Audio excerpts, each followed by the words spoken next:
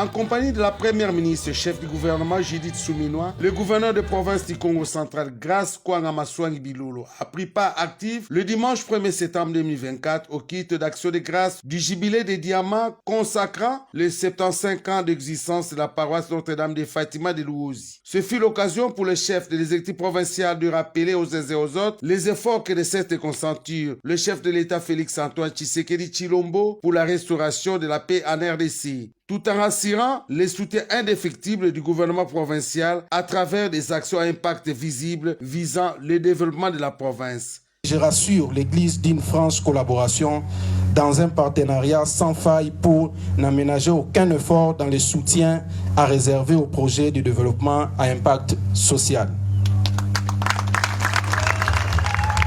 Excellence Madame la Première ministre, tout en exprimant une profonde gratitude à l'endroit du président de la République sur la nomination de votre personne en qualité de Premier ministre, je tiens à vous présenter un peuple souriant mais meurtri par le chômage, l'enclavement, le manque d'eau, d'électricité et les soins de santé de qualité et de première nécessité.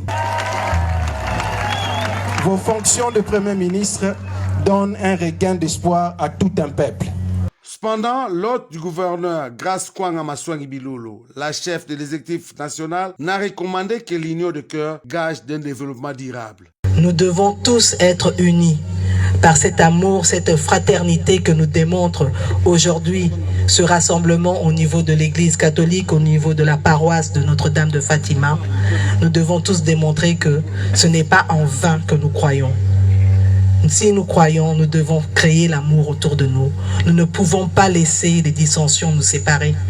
Il s'est de rappeler que l'officiant du jour, l'évêque de Matadi, Monseigneur Gérard Pindi, a dans son homélie insisté sur la sagesse et l'obéissance aux lois divines à travers le changement de mentalité et de culture. Cependant, le Père Magloire, curé de la paroisse Notre-Dame de Fatima de Luozi jubilaire, a remercié le gouverneur de province pour n'avoir aménagé aucun effort pour la réussite de ces grands événements. Il s'est de souligner qu'avant de quitter Luozi, Judith Suminwa a disponibilisé pour l'Église catholique quelques kits scolaires à distribuer aux écoliers à l'aune de rentrée des classes se profilant à l'horizon. Il ne pouvait quitter cette contrée sans se souvenir d'un des pionniers de l'indépendance RD congolaise, Feu Daniel Kanza, où elle a déposé une gerbe de fleurs en son mausolée situé sur le quartier Yenge à Luozi.